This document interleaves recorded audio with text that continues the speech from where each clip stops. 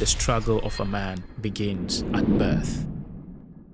And the struggle of people is, can it ever go back to the way it used to be? I mean, think about it. Think about any evil guy you know. Think about Hitler. Think about Stalin. Think about Genghis Khan. Anyone you want to think, whether a good person or a bad person, just think about him. It all began with innocence. And then we encounter pain. That is the first instance where the dark reality of life introduced itself to us. So we had to fight the pain to gain protection from the pain. So that the next stage of character evolution becomes protection, seeking security. Now it's time for us to fortify ourselves. How do we fortify ourselves? Let's create a territory. Let us attack anyone who we think is a threat. How do we do that? Don't forget, this is the same story every person would tell you. There are things we did that sort of crossed the line. Things have never remained the same again. Things are just not going to be the same again. How do we get back to the way things used to be? What I'm about to share with you could be very dark.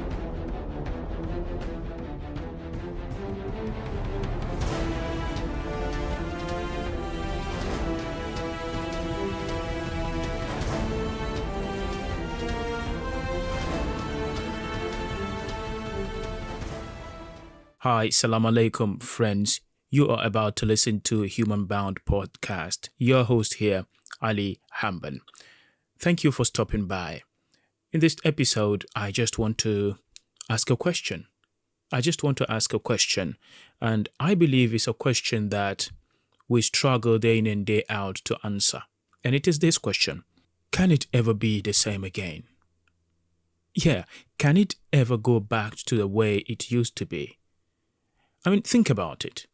When we started, everything was all good. Everything was just beautiful. Everything was perfect. Everything was nice. Everything was just the way it's supposed to be. But then something happened. And ever since, we try, we struggle, we do all we can to kind of take things back to the way they used to be.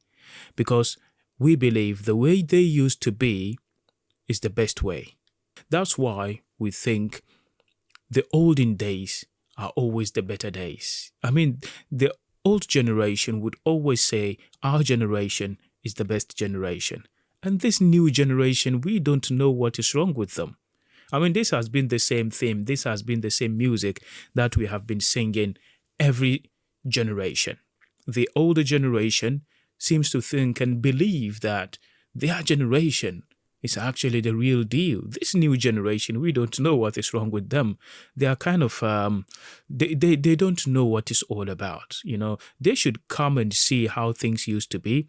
They should really see how we used to live. They should know how we used to experience life. It was quality. It was original. It was natural. It was sensible. It was wise. But this new generation really don't know what it's all about. So we have been doing this. So that what we always want to do is to take things back to the way they used to be. Now, the question I want to ask in this episode is, can it ever be the same again? Let me share with you a personal experience. The most difficult goodbyes I have ever done was a goodbye that I bid my mom. So, a few years ago, I was traveling. The very first time I was leaving home, and it was actually a travel that many people in my position would love. I mean, people would sell everything to get the opportunity I had.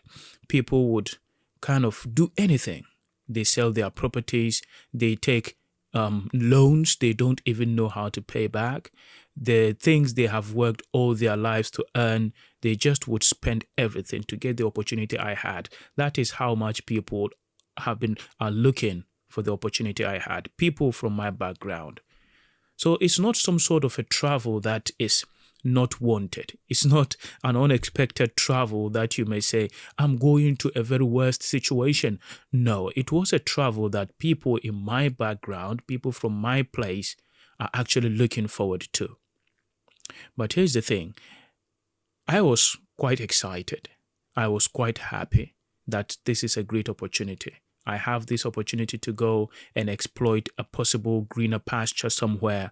So I was happy. I was excited. And everyone about me was very happy for me. My friends were happy for me. My family was super happy and super supportive. And they really want me to go because this is a great opportunity that comes like once in a blue moon. So go. Everybody was saying, go, go, go. And you would sound stupid to not go. You have to go because it's a great opportunity. So after every preparation has been done, after everything has been put in motion, and it has come to a point where finally I was about to leave home for the very first time. So I bid everyone goodbye, and it came a time when I had to go to my mother and say goodbye to her. Now, this was the most difficult goodbyes I've ever said in my life. I had to go to my mom for the very first time, for the very last time, to say goodbye. Mom, it is time, I'm leaving. Okay, I'm traveling. I'm going. Now she knows I'm going. She knows what is at stake.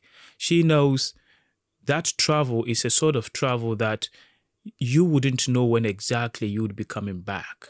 I don't know if you understand. Anyone who has left home from my place, from my background, would understand what I'm trying to say. Because this is the kind of travel where you go with the support of the family and everyone is happy for you.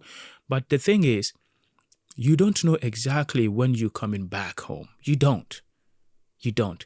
You're just going out there to struggle, to put yourself out there into the world, to exploit possible opportunities where you could make life better, so you could take care of yourself and take care of the people you love. This is the story. This is the story of the people from my background.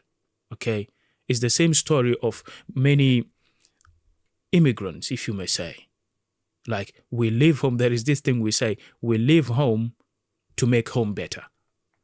So that when you are leaving home, it's like you are sacrificing that comfort of home, that warmth of home, that family, that bond, all of that, you're sacrificing that to go just to make home better.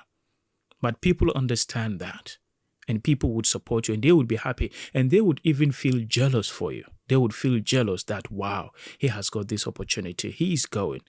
So I knew that. My mom knew that.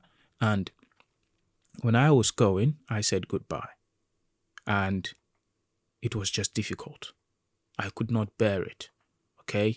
I could see it. Yeah? That my mom was really, really down. She was really sad. Really sad. Because she knew that my son is going, and she really does not know when he's going to come back. Now, I'm not trying to say this is just a story that is peculiar to me. No, it is almost the same story that happened to every single, or almost every person who leaves home from my place, my background, Ghana to be specific. So it is a story that repeats itself every time. Now, I'm sharing mine because I know my story and I know how it felt. And we were all teary. I left and I was just, very emotional. It was quite an emotional moment, especially when you know what is at stake. And that's it. I left. And that was a few years ago. Alhamdulillah, I'm very much grateful to God that He has made those things turn out like to be a very good thing. Yeah? So Alhamdulillah for that. Now, for most people who travel and had to say these goodbyes, some of them are not just saying goodbye, these goodbyes that don't give a warranty or don't give any certainty of return. Some of these goodbyes, we say it to our wives, because most people, the people who live home, they go out to the diaspora and they had wives. They had people they really love. People they would not leave for anything, but for the sake of greener pastures, people would leave. And the most difficult thing to say is to say goodbye to these people, to say goodbye to your wife. A goodbye that you don't know when you're going to come back, whether you would be back to see her or not, whether she would ever even see you again, whether she would ever feel the warmth of your touch again, your clothes, your closure, anything. Like, these are some of the things that people sacrifice. I mean, these are inestimable things, these things that are beyond valuation. And we say goodbye to our wives. Very difficult goodbye to say. We say goodbye to our friends. Very good, very, very difficult. Goodbye to our parents. Very difficult goodbyes. Goodbyes to our children. Very difficult goodbye. And sometimes after saying this goodbye, really, they wouldn't see us till after perhaps like decades. Some people travel out and they wouldn't be seen till after maybe 10 years, 15 years, 20 years, sometimes 30 years. Sometimes they would never be seen again. We know stories of people who travel and had bid goodbye to the people they love and they never went back. They died in the field of struggle. Now, these are individual stories that we might talk about, we might go deeper into. When you listen to these things in the news, you read a caption or some kind of a headline, you would take it as just like some kind of a headline. But when you dive into the human story of these things, when you heard a person has died on the Mediterranean trying to cross it to a country seeking greener pasture, I mean, it's a headline that you hear every day. But if you dive deep into the individual human stories attached to these individuals, you would break down. It is sad. It is sad because all of these people at one point had to say goodbye to some people, like real people. They had to say goodbye to them. And they would wish them well. But then they would be hit by the news that they have drowned in the Mediterranean, or they have been killed, or they have died in the field of struggle. It's a deep human story. So the point I'm trying to make is people really travel. People say these goodbyes. People leave home and don't know when they are going to come back. Now, here is the point. If they ever made it back home, would they find home the way they left it? Now, this is the question that I'm trying to exploit, right? This is the question. Will it ever be the same again?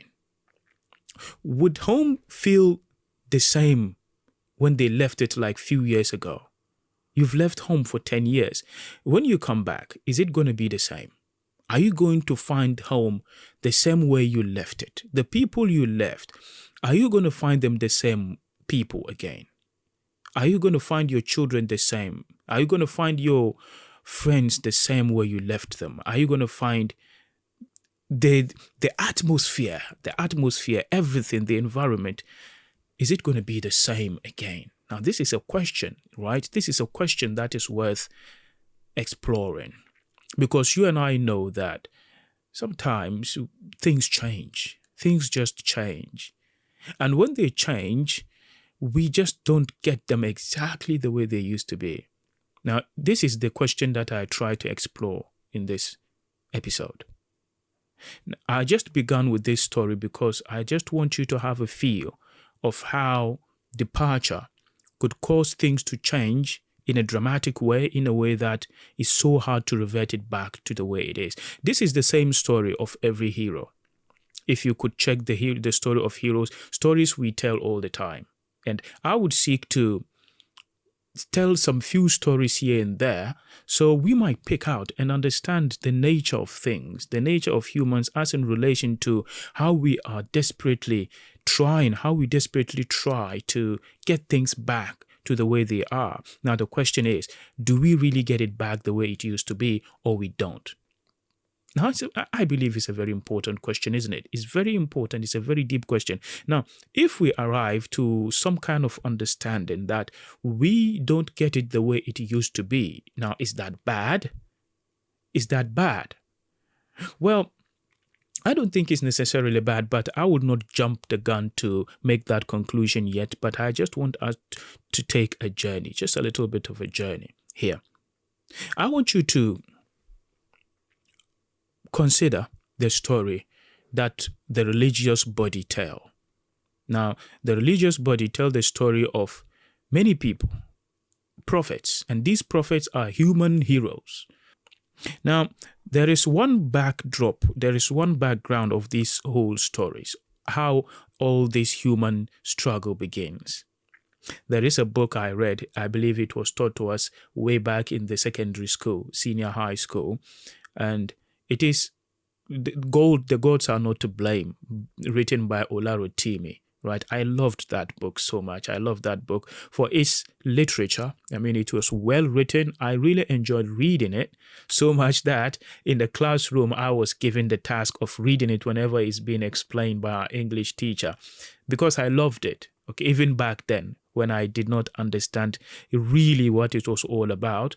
But there is a line in there. He says, "The struggle of a man begins at birth." The struggle of a man begins at birth. So that he takes the struggle of life when he was born. But it does not really begins when he is born, is it? It ushers him into the world where the struggle would be possible, but he doesn't really start until something kicks in. Okay, the whole story is at the background that this boy at one point would have to leave his home, go out there and do some struggle. Now, this is not a story I'm just trying to say that there is a struggle somewhere along the way.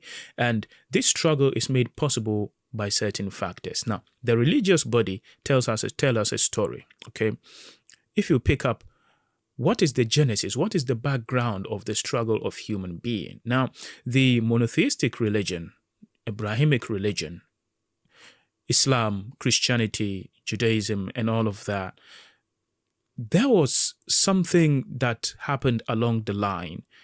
And before that line, everything was really good. So we tell the story of Adam and Eve, or Adam and Hawa. And when Allah made them, everything was good. They were in a garden, a paradise, and they were enjoying everything, and they don't have any problem. But then they crossed the line.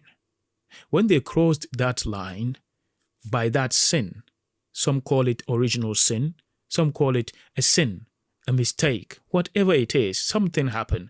And that thing caused them to cross some kind of a line. And since they crossed that line, God, Allah, made it clear to them that once this line is crossed, you would have to do something. You would have to journey in order to get back to the way things used to be. Now you would have to leave. You would just have to go onto the world.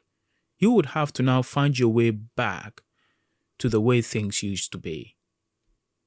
If you want to enjoy the same things you used to enjoy, the same life you used to enjoy, you would have to struggle for it.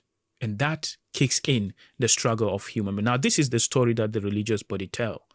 Be it Islam, be it Christianity, and be it if it's not about Adam and Hawa, it is about something else in different culture and different religion. But the point is, at the beginning, everything was good. And then something happened. And when that thing happened, some line was crossed. And when that line was crossed, now things changed phase, and now people had to struggle. And the struggle of people is, how do we get back to the way things used to be? So you see, this is the theme of the question. You would hear me asking this question over and over again.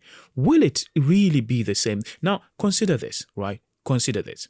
Even if we go to heaven on the day of judgment, after Allah has done the judgment, and those who go to heaven, and those who go to hell, go to hell. Even when that happens, will it be the same?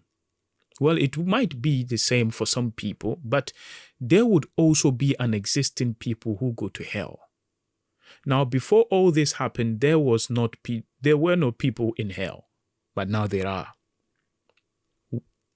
So, the question goes further to ask, will it ever be like exactly the way we left it? When you leave home and come back, are you going to find it just exactly the way you left it? Now, this is the question.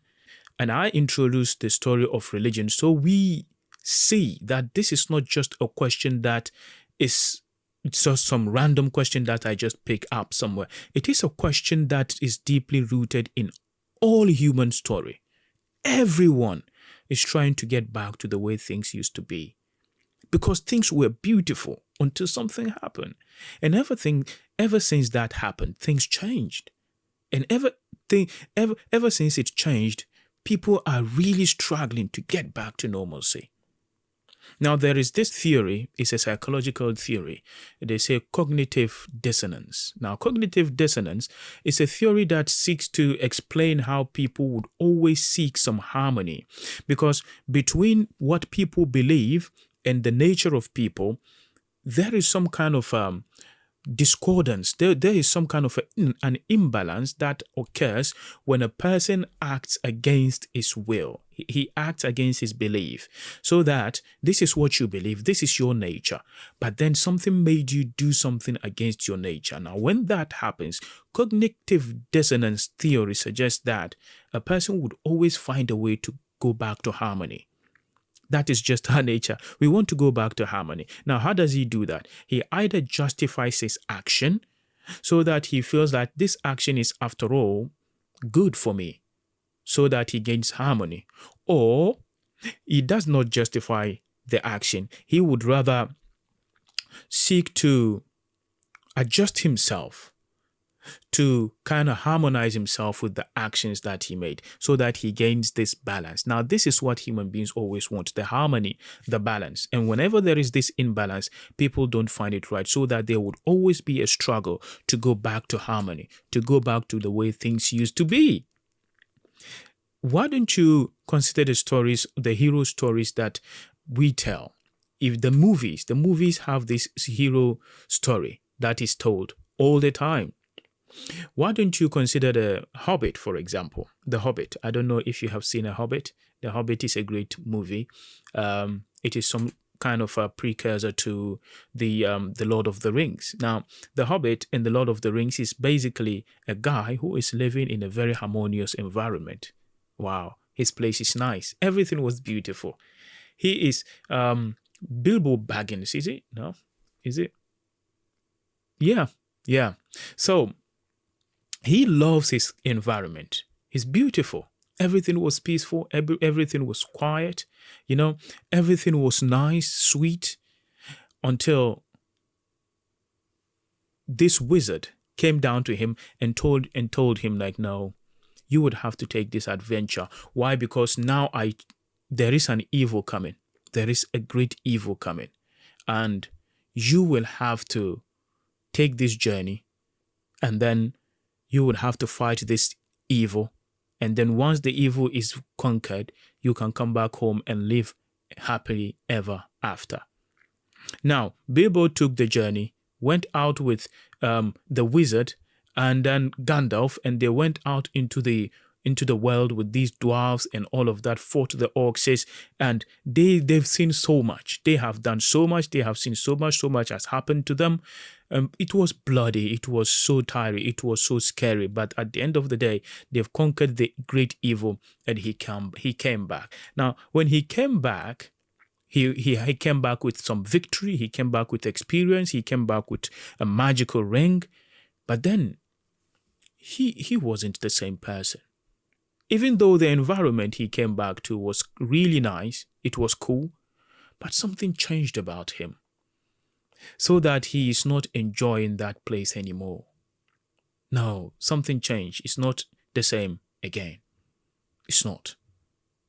So, what is it that causes us to not be the same again? I mean, there are things that happen, and when that thing happens, we find it very hard to be the same people again. Now, sometimes it is things that happen to us. The things that happen to us really change us to a level where we have kind of crossed the line where we can be the same people ever again. There is this thing I want to share with you, yeah? And I would advise that in the coming minutes in this episode, I will be revealing something that is really dark, that is bizarre, so that it is not really advisable for, children to listen to. But at the moment, what I'm about to share with you is this. the character evolution of human being. You know, when I said things were cool, things were nice, and then they changed to the worst, and then we never went back to the way it used to be. Now think about human evolution, the character of human evolution like that. We all started with innocence. It all starts with innocence, isn't it? Even the worst, most evil person in the world, his story begins with innocence. It does. Nobody was born guilty. Everyone was born innocent. Like individually, whether you inherit the sin of some great grandfathers or anything, that is a different story. But the point is, you've got no blood in your hand when you're born. You have got no guilt in your hand when you're born. You've got no resentment in your heart when you were born. You got no hatred, no enmity, no side. Your side when you were born is the side of humanity. That is what I believe the Prophet, peace and blessings for Allah be upon him, say, fitra. Now, fitra, as explained by the Prophet, is just this natural, intrinsic human inclined nature of human being. You are for human being. You are for humanity. You are for peace. You are for truth. You are for tenderness. You are for everything humanity. You stand for humanity. You don't stand for any faction. You don't stand for any nation. You don't stand for anything. You just stand for humanity. That is the fitra. So you begin at this level. We begin with innocence. I mean, think about any evil guy you know. Think about Hitler, okay? Think about Stalin, okay? Think about Genghis Khan, okay? Think about anyone you want to think, whether a good person or a bad person. Just think about him. It all began with innocence. That is how we all started. And then the second stage would be the thing that happened, and that thing is painful. So we start with innocence, and then we encounter pain. Now, the pain may come out of anything. It may come from an experience. It may come from something that happened to us. The thing that people do to hurt us. That is the first instance where the reality, the dark reality of life introduces itself to us. Now, we have been introduced into the world and we start with innocence, but then along the line, the world, the dark realities of the world introduces itself to us. And when it does that, in most cases, it does that in a very harsh way. And when it does that, it causes great pain. Now, this is something we don't want. We hate it. After all, the very first pain we experience would be the worst pain ever. You know why? Because we had never experienced pain before that. That is why the first heartbreak is the most excruciating. Why? Because we hadn't known heartbreak before then. That's why it's hard for us to forget the first experience. Because at the time, that is the worst experience ever. Why? Because we have never seen it. So the very first pain we experience in life become the worst pain ever. So what do we do with that pain? What do we do with that experience? Yeah? What do we do? What do we do? This is so painful. And we don't want it. We don't want the pain. It is so it hurts so badly. We had to let it go. We had to go back to the way things used to be. We had to go back to the way we started, innocent, without any pain. How do we just shove off this pain then? How do we just get it off our back and become normal people again? Now, this is how it all goes. Now the pain comes and we need to get it away. We need to get rid of it. So we had to fight the pain to gain protection from the pain, so that the next stage of character evolution becomes protection, seeking security from any future danger or pain. So, security, we have to protect ourselves. Many people do some things, and people just want to protect themselves from the pain that they just encountered. Why? Because if they can only protect themselves, they could fight the pain and they would go back to the way things used to be, so that things would go back to the way they used to be. So people do everything in their power. If you want to see the most powerful person, then you should look at the person who is really trying to protect himself against things that are on him to destroy him. I mean, he is so powerful. He is very strong. So here's the thing. People, they lose it on this stage of protection. They take it to the extreme. And why? And what sort of extreme level is that? They would achieve some protection, but then they would look for more protection. How about now this enemy has been vanquished? Now I'm secured. But I would have to secure myself well so I don't encounter any further enemies. How about that for protection? Oh yes, we have to protect ourselves. Now this was a guy who hurt me. Now I managed to get over it. But how do I fortify myself against future threats of pain? You get what I mean. This is the way the story is told. This is how we do it all the time, every single time. After we have managed to secure ourselves, now it's time for us to fortify ourselves. Now, after winning over the pain, after getting over the pain and the heartbreak and all of that, now let us fortify ourselves. How do we fortify ourselves? Let's create a territory, okay? And then let us attack anyone who we think is a threat, so that we move away from protection to guilt. So that we move away from protection to revenge. Now we are no more trying to protect ourselves. We're way past that. Now we are secured. We are now trying to build territory and fortify ourselves. How do we do that? Let us try to take vengeance on anyone who hurt us before or anyone who we think is a threat to ourselves. So we do that. So we do this and we move from security to vengeance. And when we do that, we cause ourselves to be guilty so that we move from vengeance to guilt. Now we are guilty. Because when you try to eliminate any threat, what ends up happening is you eliminate those who are not even a threat. People have this kind of nature where when they are so terrified and so sensitive, they just throw their arms everywhere. Because in the name of trying to protect ourselves, we hurt people who have done us no wrong at all. And people who really don't mean us harm at all.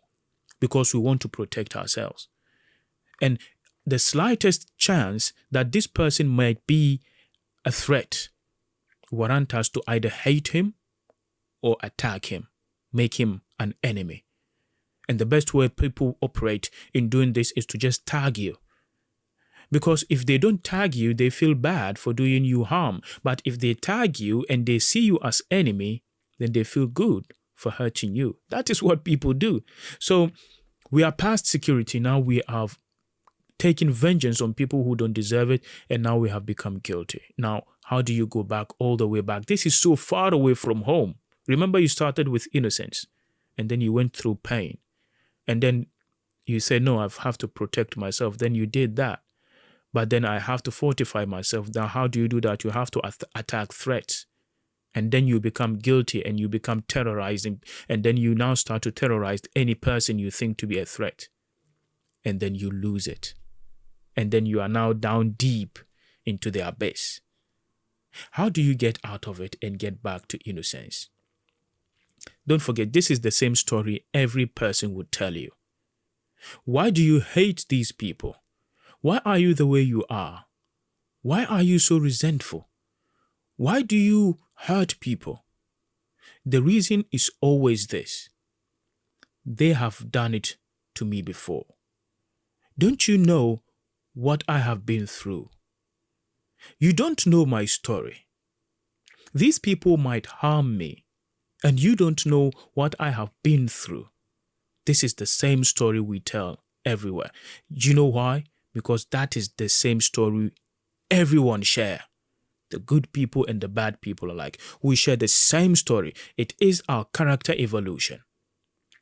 But some people have decided to embrace this guilt when they reach there and they maintain the fog. Now they have now they would stay in the guilt and they would accept it and they would embrace it and they would say, after all, this is me. No, it is something that happened across the time. And irrespective of this story, some people would just stay at security stage and they would not attack and they would not get to guilt and they would not be evil.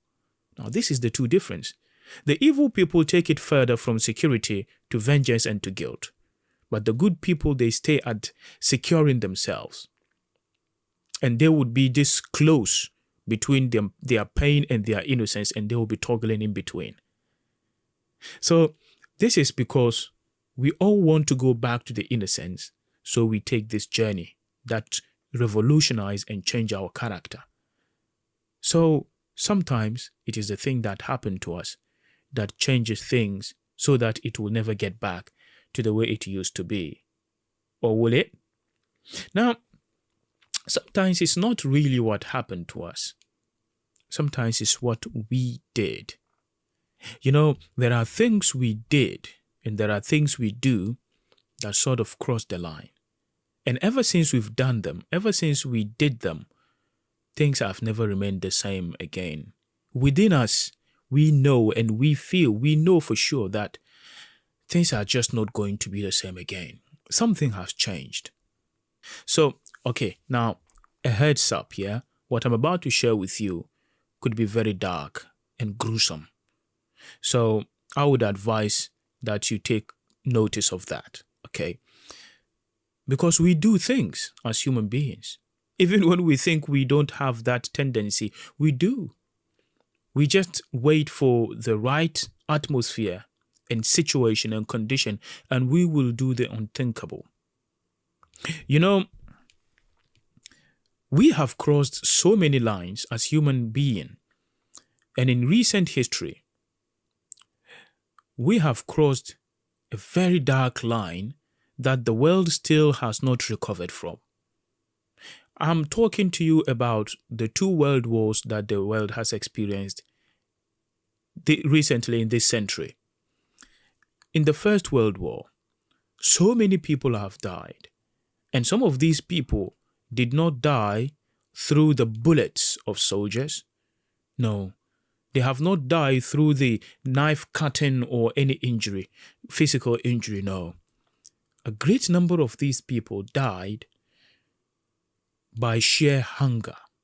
And I want to share with you the experience of the people of Syria towards the tail of the World War, the First World War. Now, at the time, Syria is part of the great Ottoman Empire. Now, Ottoman Empire was a centuries-long empire. It's a Muslim empire. It occupied all what we know today in the Middle East, from Saudi Arabia, Yemen, Israel, Palestine, Lebanon, Turkey, wherever you call it. This is Ottoman Empire, very huge empire, and it was a Muslim empire.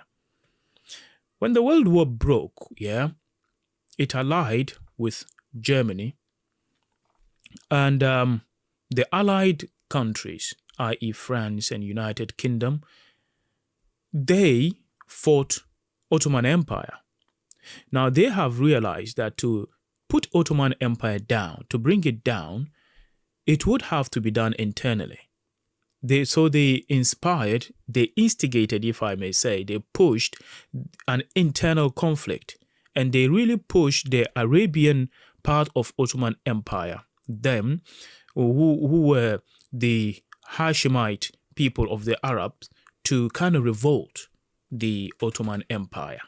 They were part of the Ottoman Empire, but then there was no Saudi Arabia, but there was an Arabian part of the Ottoman Empire.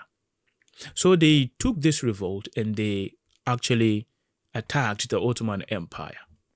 Now, this really expedited the fall of the Ottoman Empire in the midst of the war, and it actually contributed to the West winning the First World War, because Ottoman Empire was a very strong empire then, and it would play a great part in whether the Allies win or German side win the war.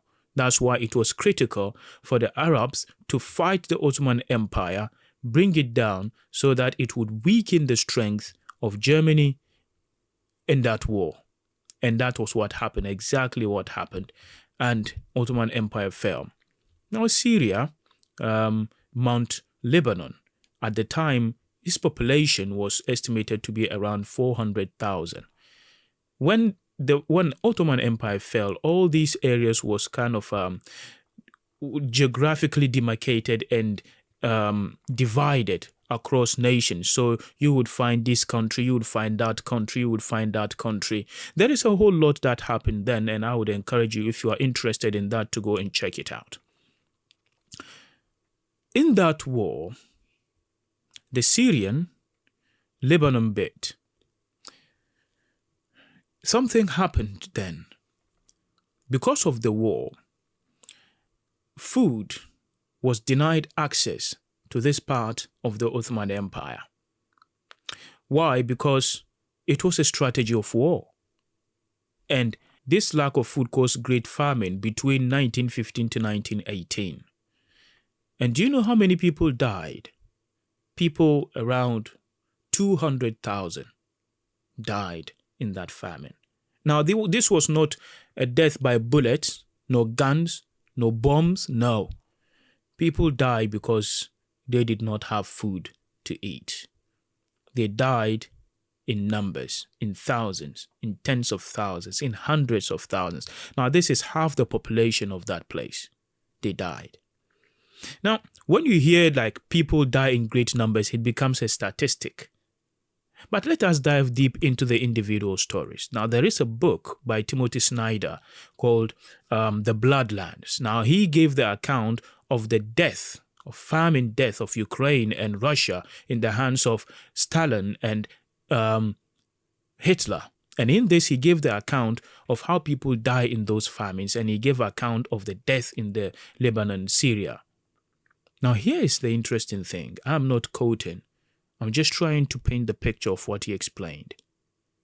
Because of the famine, there was a report of cannibalism. Now, do you know what cannibalism is? I bet you do. That's right. People eating the flesh of fellow human being. This happened. Now, imagine a man who was just a normal person. And because he was hungry, and because his family was hungry, he would pick up a child and he will eat the child, a baby of someone. He would eat that person and he would use that baby to feed his family. Okay, and there was report of people actually cannibalizing on their own family members. That was how desperate and how hungry people were. You know, this goes back to the basic thing. How far deep can you sink before you become, I don't know what name, how far low, how far bad can things get to you before you become the vampire yourself? How far can you go? Because at the lowest bottom, people really becomes not people. So Timothy Schneider explains how people would work out in the morning and see a dying person, and on their way back they see a dead person. It becomes normal. And people would kill themselves. They would kill other people and they would eat their flesh. Now, these are individual stories. Now, here's the question. Anyone who has experienced this famine and had killed his neighbor and ate his flesh, and then 2 years later, the famine was over and he managed to survive. What then? What then? Is he now going back to being a normal person? Is he going back to be a guy who has never done that before? At least he would know that I am a cannibal. You know, it would become bare to him that I can do this. You cannot be a normal person after this. You can't, at least you cannot claim to be a person who can't do that because you have done it. So the things we do, there are things that we do and we just cross the line. And after doing them, things never remain the same. That's why many people, they survive certain tragedies, but they would never survive the trauma of the tragedy.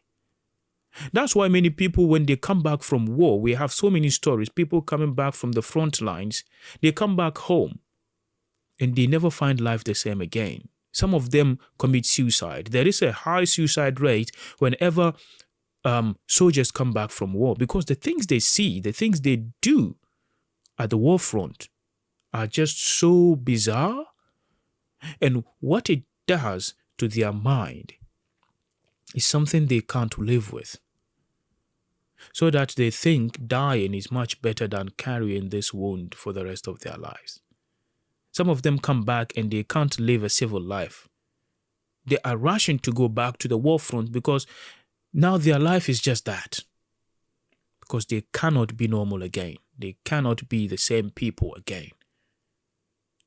So you see, there are things we do, and ever since we have done them, things change, and we never remain the same again. I believe that's why it's so important that we know which line to cross and which line not to cross. Now, sometimes it's not things we do. Sometimes it's things that we come to know about ourselves and about the people we live with and about the world. Now, sometimes the things we know, it becomes like a shining, like thunder, something that just shines everywhere. And then we go like, wow, so this is how the world is. And things will never remain the same again because now we know. Yeah, see, I think there are things that are better not known. In as much as we want to know, I think there are things that are better not known. Because there are things when we know, it destroys us. Life never remained again. Life would never remain the same again once we get to know them.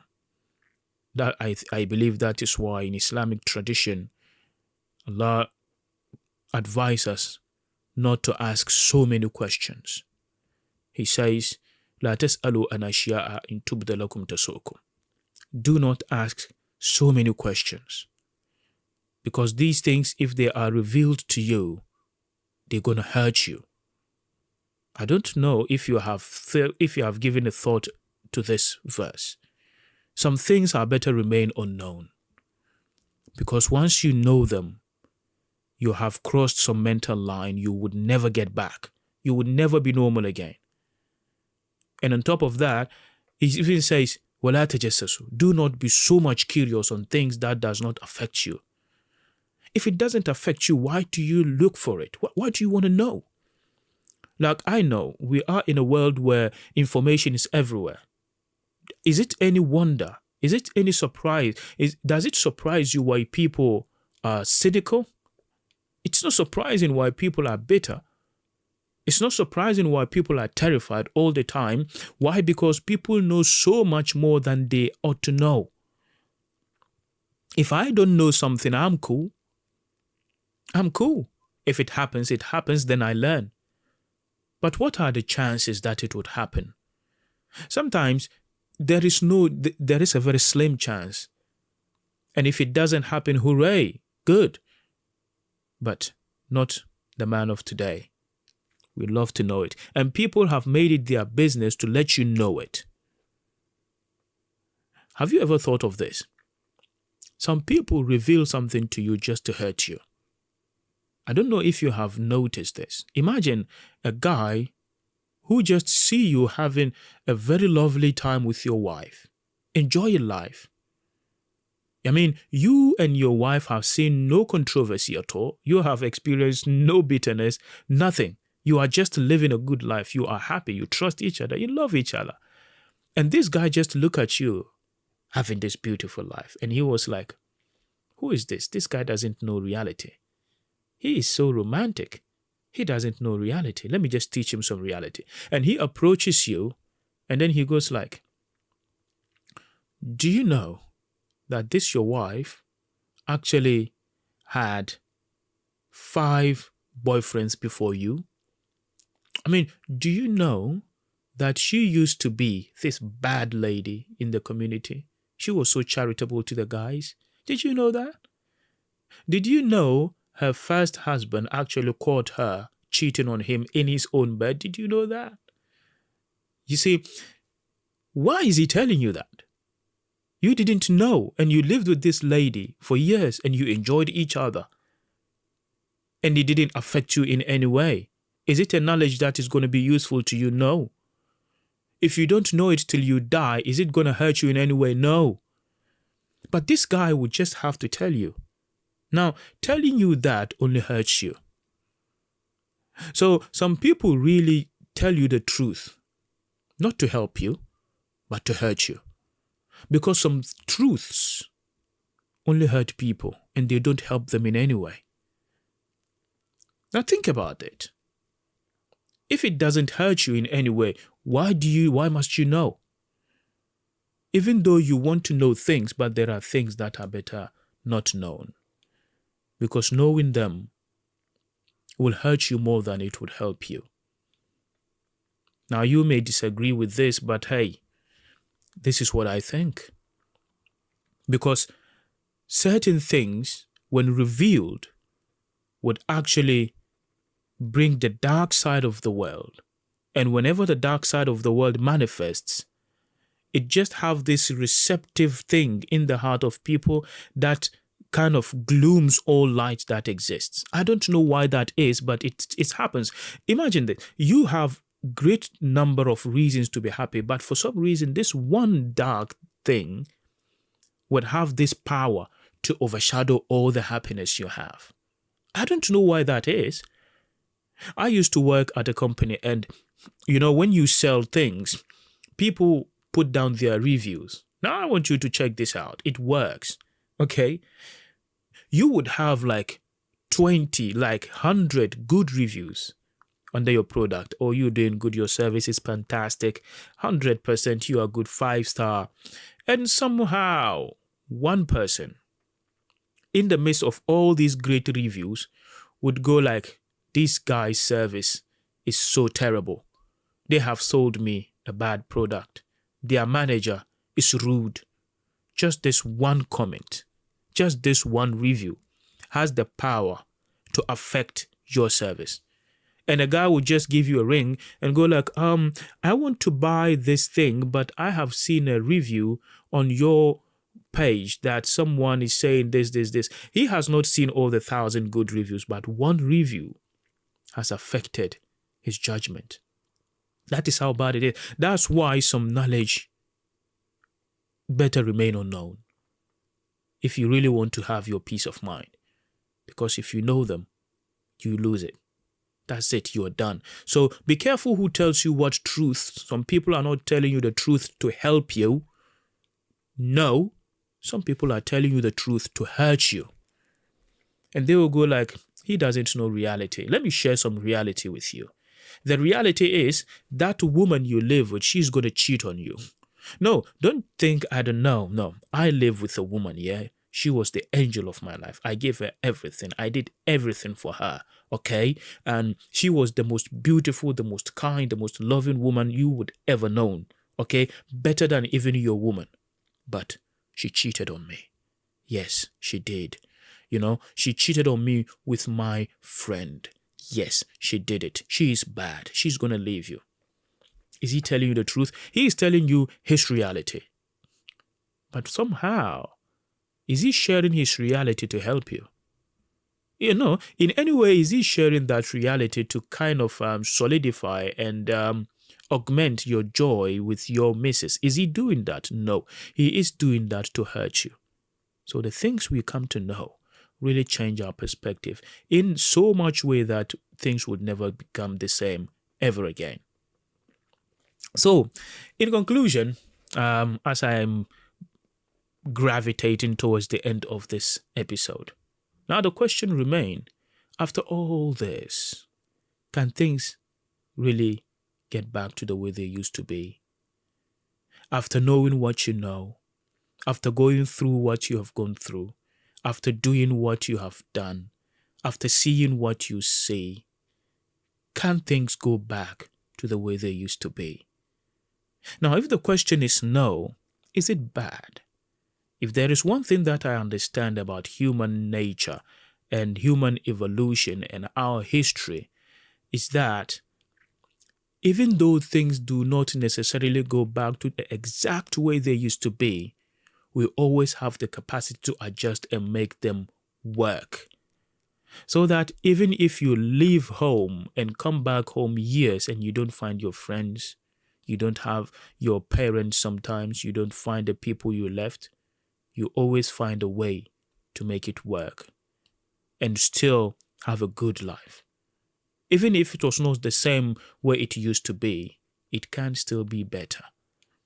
So that is the capacity of human being. Last thing, Yusuf alayhi salam. Now we all know Yusuf alayhi salam.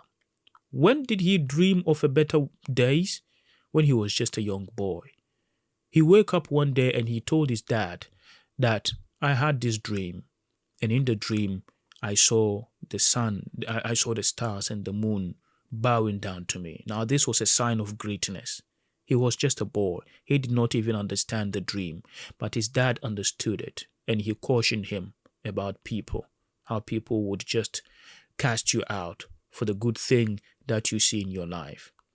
When did this dream actually manifest? Now we all read the story of Yusuf, yeah? And we know that he saw this dream manifest when he was an old man. He grew so much. Now, that dream came about after everything have changed, never to go back to the way they used to be.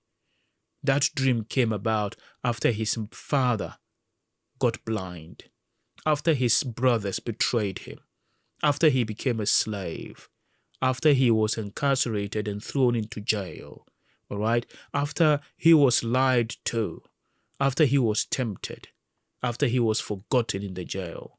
You see, after he left home for so many years, never to come back. You see, so yeah, things have changed. It's not going to be the same again. You don't go through what Yusuf went through and expect life to be the same they used to be. It would never be the same again. So that when the dream comes to manifestation, things have changed so that the dream will not manifest in the same way you saw it. That's to say, some of us see a greener pasture. Some of us see great future. Some of us see us having $1 million, right? Some of us see building a great company. Okay, some of us see building like a big businesses, big entities, big organizations, being like these great people, affecting change in life. We see that. And some of us, we see the struggle that is required for that. We know that this is the struggle that is required to know. But what sometimes we miss to understand is, by the time we get there, life will not be the way it used to be. We will not be the people we want to be and expect our friends to be the same they used to be. We don't expect to be sitting together the way we used to be, having fun the way we used to be, having life everything the way it used to be when we started the dream. Things would change. Things would change. And the question is, can it ever be the same way it used to be? I don't think it would be. But is that a bad thing? It's not. It's just a way of life. And we have the capacity to make it work. And it worked all the time. So, in as much as we want it to be the way it used to be, why don't we say, can it be better than it used to be? Now, this is a question I'm asking. I hope this has helped someone in any way. And I should see you in my next episode. Thank you very much. Assalamu alaikum.